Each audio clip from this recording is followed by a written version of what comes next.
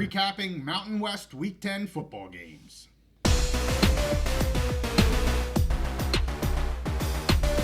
College football is back, and we're back on the Big Mountain.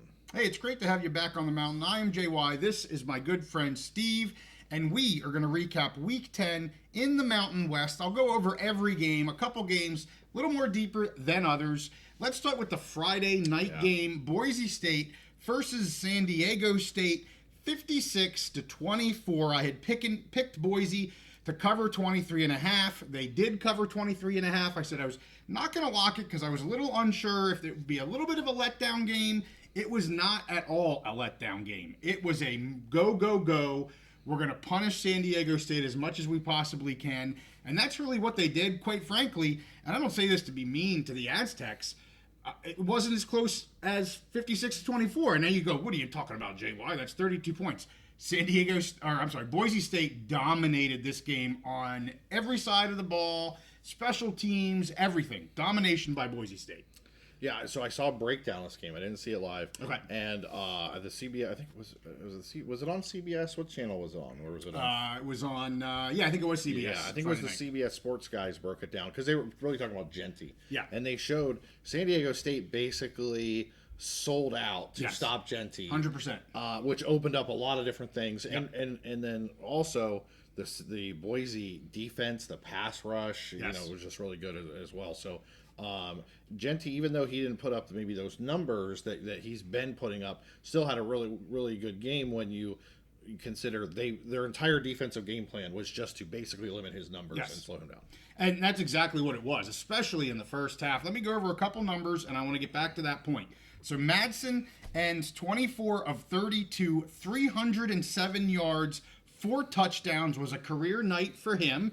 And to your point, because they were selling out to stop Genty, they were just, I don't want to make it sound too easy for Madsen. He was doing what he had to do, but just putting it over the top. Couple guys wide open. Caples had a fantastic night.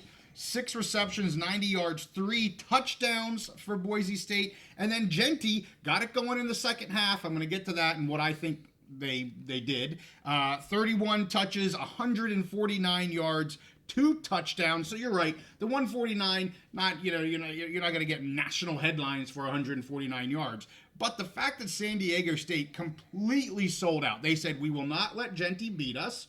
Anybody else can beat us, but Ashton Genty cannot. And that was the story of the first half. It was just boop, boop, boop. Free touchdown galore in the passing game, and I don't even know if San Diego State really cared. Yeah. They cared, but I'll tell you what, it was really easy in the first half in the passing game for Madsen. Again, not taking anything away from him, but then it comes second half. It was like Boise's like, you know what? We're just gonna run. We got the lead, yeah. And we are gonna run it down your throats. Genty's gonna get 4, 5, 6 yard clips. And we're just going to keep doing it. You want to sell out on him? We're going to show you that you cannot stop this guy. And we're just going to run. And that's exactly what they did. So keep selling out, and we will still beat you in our running game. And Genty got most of his yards in that second half. And so even by selling out, they couldn't do anything. Boise's defense, 2 interceptions. 1 was a pick 6. 3 sacks. 5 total tackle for losses. This front is just, it seems like they're getting better every week. This team is getting better every week. The confidence here, the swagger, it's fantastic. So, yeah, I'm going to move on to some other games because I could just keep going how great Boise looked. I have a couple last thoughts on it. Okay, yes. So, one, again, I didn't see the full game. I just saw like a highlights breakdown. Yeah.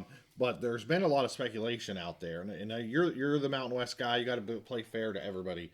But there's a lot of speculation out there that basically the game plan was kind of petty by the San Diego State staff that we know we're not going to beat you, but we don't want you to have a Heisman winner because we don't want you to get that step up above us because we see ourselves as the same level as you. So whether that's true or not, whatever.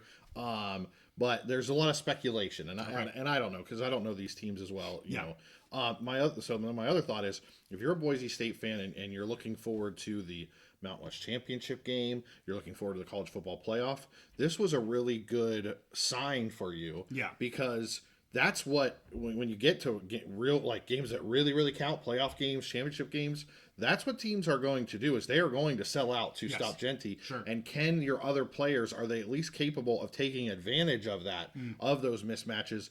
And I get it. San Diego State's not going to be a playoff team, whatever. Right. But Madsen showed, I mean, to a great extent that yes, he will take advantage of those. Right. So I think that's a good sign. Obviously, they'll have to do that against better competition. Yeah. But I think it's good preparing them. Maybe not good for his Heisman hopes a little bit, right. but good preparing them to what they're going to face in a potential Mountain West Championship and a college football playoff. That's a fantastic point there, Steve. Yes. And Boise gets moved to the National Fox Network this week against Nevada. Going to showcase this team, going to showcase a potential Heisman front runner, or the Heisman front runner. And I said to you in a text, I kind of feel bad for the Wolfpack, because Boise's going to want to, being on this national stage now on the main Fox, they're going to run up the score, and Genty for Heisman will be in full force. No doubt about it. I don't feel bad for the Wolfpack. They're all on scholarship too. Okay, good point. Well, let's go to my Cowpokes. They get their second dub of the year. Wyoming 49, New Mexico 45. Just offense galore in the first half, 35-35 at halftime. They blew through the over just in the first half. I think the over was right around 60. They score 70 in just the first half. I had texted you Wyoming's offense. It was 4 touchdowns in a row with their possessions. They had 1 punt, another touchdown, and then the end of the quarter. So they had the ball 6 times. Other than the end of the quarter, they only had to punt once. So, and same thing with New Mexico. They were scoring, just running off big clips. New Mexico had 2 players over 200 yards of rushing, the first time in their history. Sanders with 205. Dampier, the quarterback, dual threat QB there, 207. They did not have Wysong play. The receiver, you could really tell this affected them. He is their number 1 wide receiver. Dampier struggled to throw the ball, especially in the second half. Really inconsistent there. But let's talk about Wyoming. Anderson started and played the entire game. They did bring in Svoboda every so often. At this point, you're like, okay, they're going to run, and they're putting him in a shotgun. Anyway, let's talk about Anderson. 20 of 29, 342 yards, 3 touchdown passes, and 1 interception. Sargent with a huge game, 6 receptions for 186 yards and a touchdown. And Harrison Whaley is back.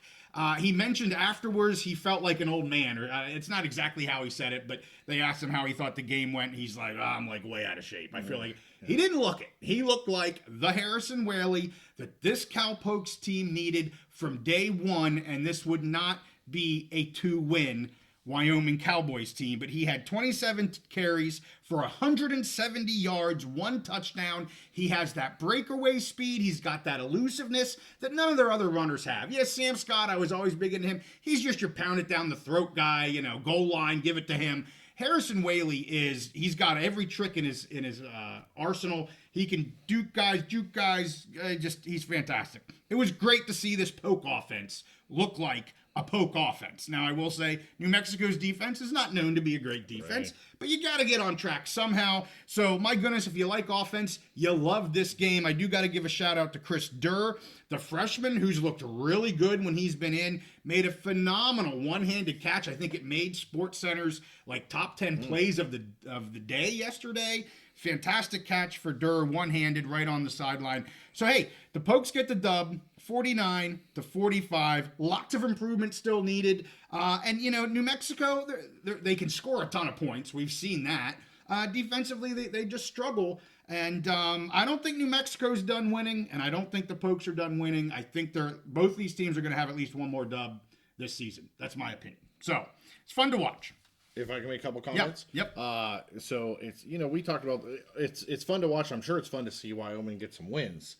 That's fun too. That's fun too. Now, if you're a Wyoming Cowboy fan, exactly. Yes. So I was happy for you. Now I've been saying for a while that at this point their team goals are they're not going to make it to the Mountain West Championship. All those things. Yeah. But they have a great opportunity under this new staff for development forward. Next year, they needed to identify a quarterback and get some forward development. Yes. Seems like they have, and it seems like what they're trying to do is working with Anderson. Yeah. Whatever they were trying to do with Svoboda was not working, whether that's a coaching issue, player issue, or a mixture of both, whatever. Right. But they've identified a quarterback in Anderson, and it's working. And I'm assuming, what year is Anderson? Freshie. Yeah, so they got plenty of time with him. They can develop him for the future, which is great. Won't be surprised if we see Svoboda in the transfer portal at some point. It could happen. Yeah, we'll see. But they've identified a guy, and it's working. What they want to do is working, and that's a huge positive step compared to what they were earlier in the season. And then for Whaley, like you said, great to have him back. Yes. I'm imagining is he in his 4th year this year? Yes. So he's redshirting this year, so yeah, it doesn't count. Right.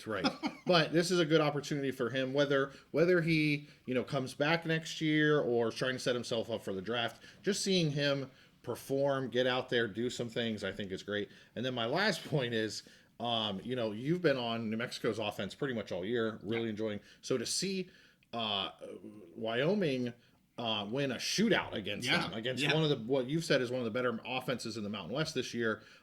Who would have thought, if we went back 6 weeks ago, right, who would have thought that Wyoming would win a shootout against New Mexico, almost hitting 50 points? That's true. So, and I took Wyoming with the points. They didn't need the points. They get the dub straight up. I'll go through these other 3 games much faster.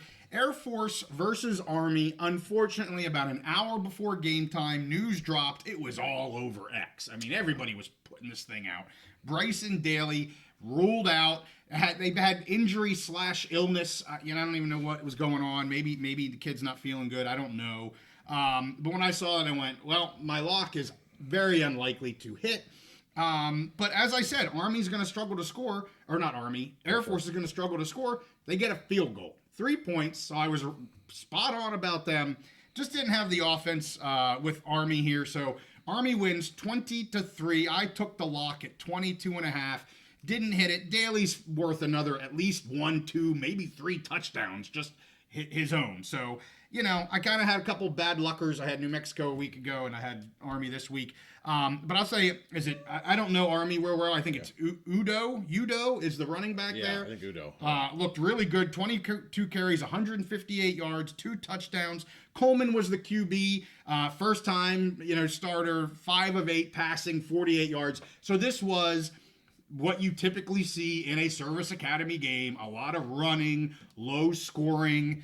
It just looked like that. You don't have this fantastic dual threat quarterback in Daly, and it looked like a normal Army Air Force game at 20-3, lower scoring, running the ball a lot. That's what it looked like. Yeah, and what I'll say is you pegged the game. You called exactly basically what the game was going to be. It's just that when Army is missing at the last minute their best, most important player, that's just the reason you didn't beat the spread. But really, the game turned out like you thought. It just, we didn't have that high score for Unfortunately, yes. So if some people saw that, maybe you could cash out real quick. Cash that sucker out. But anyway, next one here, we've got CSU 38, Nevada 21. The Rams were up 28-0 at one point in this game, just rolling. They controlled the game for the most part. Yes, Nevada, they made a game of it there kind of late, but never really was in doubt. When you're up 28-0, it's very much in hand. So again, ended 38-21. Fowler Nicolasi, 9 of 15, 157 yards. That's just kind of what you've been seeing from this kid this year. But Morrow is becoming their offense for the most part. This running game, 18 carries for 2 touchdowns, 77 yards. And we'll see what happens. I've said here for the last 2 weeks, the Rams have the back door in, people are starting to talk about them now, but nobody really was in the beginning. But they don't play UNLV. They don't play Boise State. They do play Fresno. I'm going to get to the Fresno game here in a minute. And they do have the border war with Wyoming. Maybe if Wyoming has some offense, they can keep that game close. But CSU can get in the back door here for a Mountain West Championship game. Last one, the Bulldogs and the Jekyll and Hyde Hawaii Rainbows. You never know what you're going to get. The Rainbows with the big upset here, 21-20. Fresno was up 20-7 after the third quarter. This was another one that I locked after 3 quarters. I'm feeling good about it. I'm like, okay, the spread's 13. I took the lock at 13.5. Keep it close here. Get it? We get the W. Well, guess what? Braden Shager took over. The kid ends 29, Steve, of 53 passes in the game, 244 yards, 3 touchdowns, 2 of them being in the fourth quarter for the comeback. the final one being with 15 seconds left, basically the end of the game when they score the last one. Keene here, 25 of 31, 157 yards, and 1 touchdown. Those numbers are not going to have you winning games if you're the Fresno State Bulldogs. Total yards here, Steve, this blew me away. Hawaii, 346, solid. Fresno, 176 total yards. Not going to get it done. So the Bulldogs are done. They're out again. It's just like deja vu from last year. You know, kind of just an underachieving team. I said that on X. Don't tell me it's Sherrod being out. That is not the reason why. Just an underachieving team. A lot of people, and I could see this. People were starting to turn on Mikey Keene. About 3-4 weeks ago, they are completely turned off on Mikey Keene. They want a new quarterback. They're talking about a new coach, yada, yada, yada. Just not a good time in Fresno State right now when you have the Rainbows coming in, who always struggle. As I said in the pick show, they always struggle coming to the mainland. They do great at home, struggle, and they lose to them, 21-20. Yeah, you never know what you're going to get with Hawaii. And I don't even know, you were saying you kind of think it's, you know, whether they're home or whatever. That might be part of it, but you just never know with That's these guys. true, too. You just never know. So I've watched a lot of college football in my life. When a quarterback has over 50 attempts, one of two things is going to happen. Either that team is just totally getting blown out and they're just in garbage time, just throwing it around, Right. or some crazy, weird, unpredictable upset is going to happen. One of those two things, and well, I think we got it. There you have it. So that is week 10 in the Mountain West. We will be picking week 11 Thursday night. We do live pick episodes, 8:30 Eastern, 5:30 Pacific. Would love to have you come on and say hello. And with that, we're going to wrap this one up. Make sure you give it a like and a subscribe. We'll see you guys next time on the Big Mountain.